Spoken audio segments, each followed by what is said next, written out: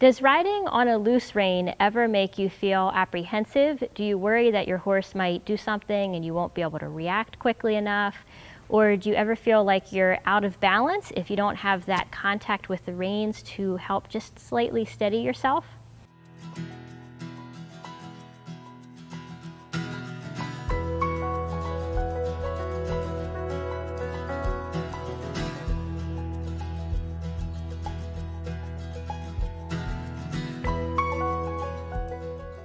In today's video, I want to talk about the benefits of riding with a loose rein, when it's appropriate and when it's not, how loose our rein should really be, and 3 exercises that will help you feel more confident, stable, and secure even when you don't have contact.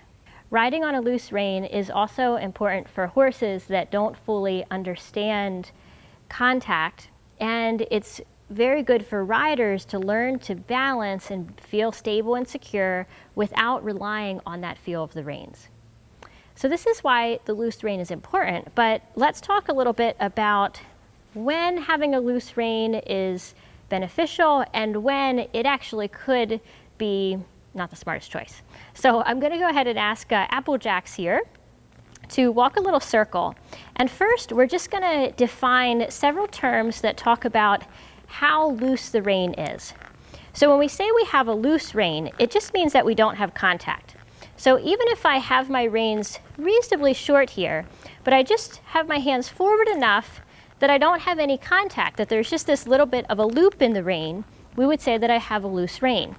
Now I could let my reins get even longer, and actually there you saw he kind of got a little bit more of a forward stretchy walk when I did that.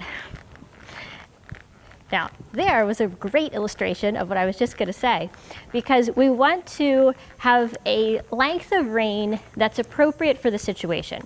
We can't predict everything, but if I'm riding around here and I know that something's bothering him a little bit outside these windows, this might not be the wisest time for me to go to on the buckle. And I'll show you that in just a minute.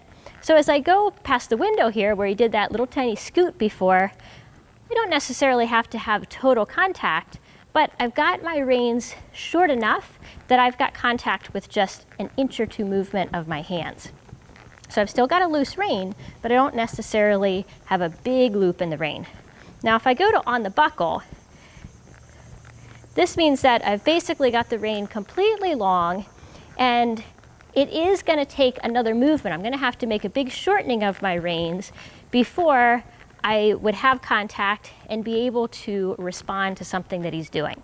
So when we're riding in places where we think the horse may react to something, if they feel a little bit on edge, if, say, I'm on a trail ride and I'm just entering the woods, I'm going to collect at my reins. Even if I don't take contact, I'm going to have my reins short enough that I would be able to effectively respond to something. So let's go through the 3 exercises that will help you become more confident riding with a loose rein, regardless of whether you're either feeling insecure, just not quite sure if your horse is going to do something, or if it's because of a lack of balance. So the first one is to practice riding with your reins in one hand. Even if you feel like you don't have very good steering and you just ride with your hand here for a few minutes at a time, you'll find that with your reins in one hand, you've got a little bit less ability to have that sense of kind of micromanaging the horse. Your other hand can be free, and actually there's a number of different exercises you can do to help improve your balance, and we'll link some resources down below that will help with those specific exercises. So the first exercise is ride with one hand. Change the hand that's holding the reins. So practice with your right hand on the reins, left hand off, and vice versa. This is the first step that's going to get you more comfortable riding with less two-handed micromanaging the horse with short reins all the time. The second exercise is to allow your reins to get a little bit longer just for a short period of time. So for example, if I ask Applejack to walk on here, I could let my reins out by just a few inches, walk. As I'm walking, I'm going to breathe in rhythm with his steps. This is really helpful if you find yourself feeling either just a little anxious and uncomfortable, but actually this rhythmic breathing is going to be really good for balance as well, because when we breathe rhythmically and we breathe down into our stomach, it lowers our center of gravity, and that improves our balance.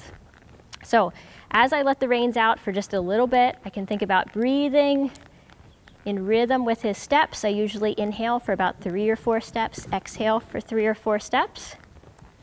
And then I can shorten my reins back up where it feels more comfortable and secure, and then let my reins a little bit longer, practice that breathing. And by doing this, you can actually start to condition your own nervous system to feel relaxed and calm as your reins are longer. Finally, the 4th exercise is practice shortening your reins. So many times, if you're worried about being on a long rein, it might be because you just know that you're not very effective at going to a shorter rein. So there's 2 ways to shorten your reins. The first is going from a really long rein to short reins. You're going to take one hand around both reins, pull the other one up. Notice I'm pulling it up on an angle like this. So I'm not pulling it back this way where I can start to twist my body, and in motion this is going to really affect the horse. So I'm pulling it up on an angle. Now I've got my reins in this hand closer to his neck. I can let go of this one, grab the other rein, and now I've got shortened reins in both hands. Now from a shorter rein position, we use the pinch and slide. So this is where you pinch the top of one rein, slide your hand down, and then do the same thing on the other side. And this is a way to adjust your reins as well. So practice these 3 exercises to be able to be comfortable riding on a looser rein, and you may find that your horse is able to relax and move better with a longer rein as well. Both are important. Contact, knowing how to ride with contact, and having the horse have an understanding of contact and an acceptance and relaxation with it is important, but it's equally as important for horse and rider to be able to ride with no contact as well. Now I want to hear from you. Leave a comment down below. How often do you ride with contact or without contact?